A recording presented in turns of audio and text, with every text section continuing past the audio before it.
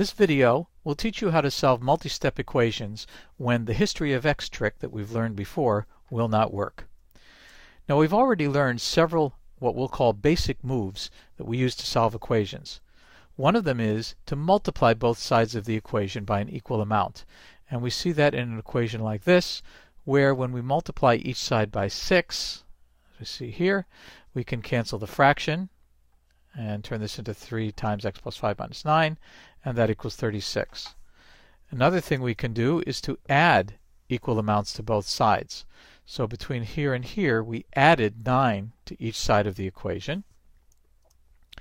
From here to here, we divided both sides of the equation by 3 to kind of get rid of this 3 over here, and we're left with x plus 5 equals 15.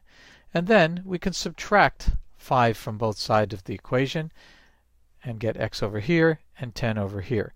Now it's really not important right now that you be able to reproduce this entire thing, but I do want you to know the basic moves. Multiplying both sides of an equation by equal amounts, adding equal amounts to both sides, dividing both sides by equal amounts, and subtracting equal amounts from both sides.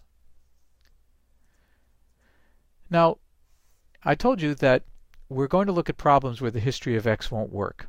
But let's try anyway. Here's a problem: 5 times x plus 3 minus x equals 10.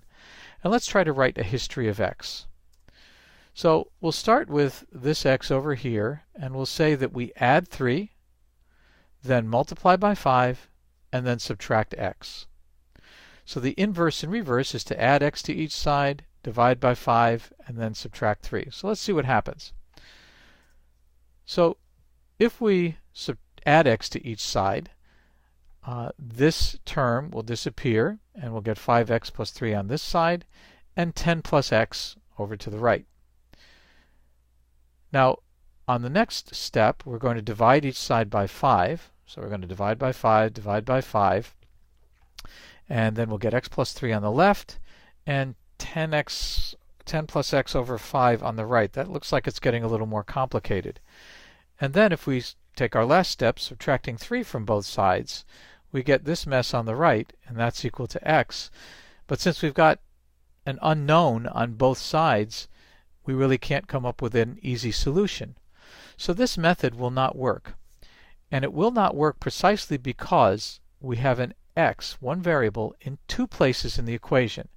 And any time that you have a variable in more than one place, this method, the history of x, will not work. So what do?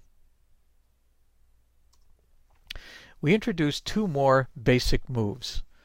Those are combining like terms and the distributive property. So first, what are like terms?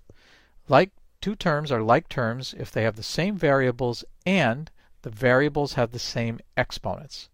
So let's see some examples. This first example, 14y plus 12y, 14y and 12y are like terms, and we can add them. 14 plus 12 is 26, so that's 26y. The y's are the same variable with the same exponent. 9x minus 3x. Those 2 terms, 9x and 3x, are like terms, and we can subtract those to get 6 times x. 8c to the third minus 7c to the third. Those 2 terms are like terms, and we can subtract those to get 1c to the third, or just c to the third. And finally, z squared plus z squared plus 2z squared. Those are all like terms, and we can add them. 1z squared plus 1z squared plus 2z squared equals 4z squared. Here's some examples of terms that are not like terms. So 9x and 3x squared, those are not like terms because even though the variables are the same, the exponents are different. Here, 14y plus 12x, the variables are different, so that means that those are not like terms. Here we have 8xyz plus 2xy squared z.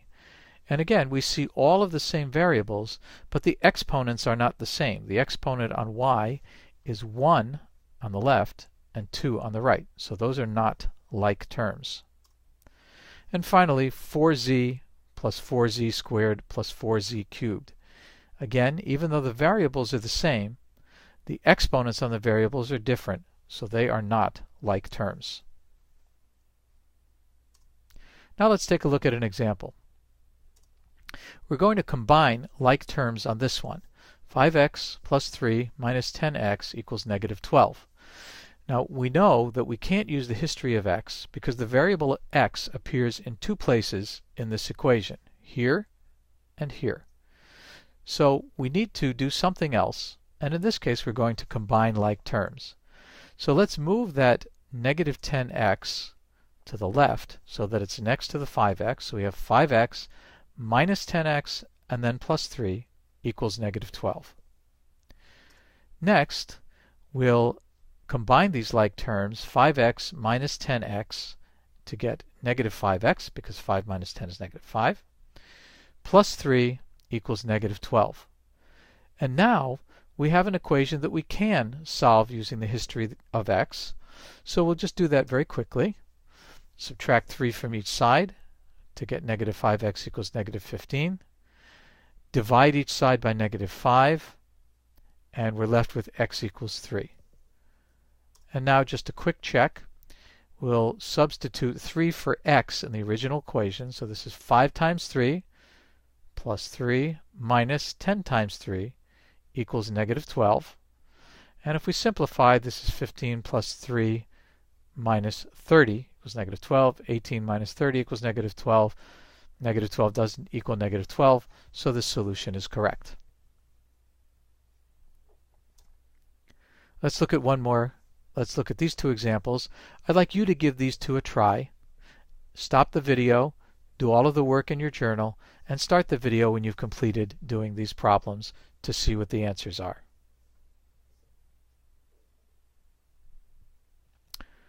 Okay, now that you've finished the problems, we'll take a look at the solutions.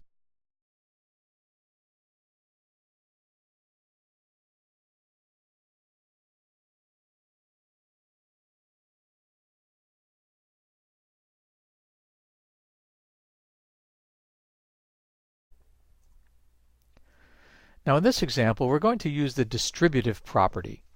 Now remember that the distributive property says that we're going to remove these parentheses by multiplying negative 3 times x, and then adding to that negative 3 plus times 2. So we're going to multiply negative 3 times x, and we're going to add negative 3 times 2. So here's what that looks like. Negative 3 times x plus negative 3 times 2 equals 84. And we can simplify this to negative 3x, and this is plus negative 6, so that turns into a minus 6 equals 84. Add 6 to both sides, and we get negative 3x equals 90. Divide each side by negative 3, and we get x equals negative 30. We can do a quick check by substituting negative 30 for x. So this would be negative 3 times negative 30 plus 2 equals 84.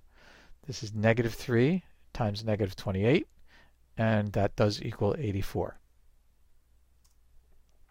Here are two problems for you to try now. I'd like you to stop the video, do all the work in your journal, and then start the video when you've solved these two problems. Okay, hopefully you were able to solve those problems, and here's what the solutions look like.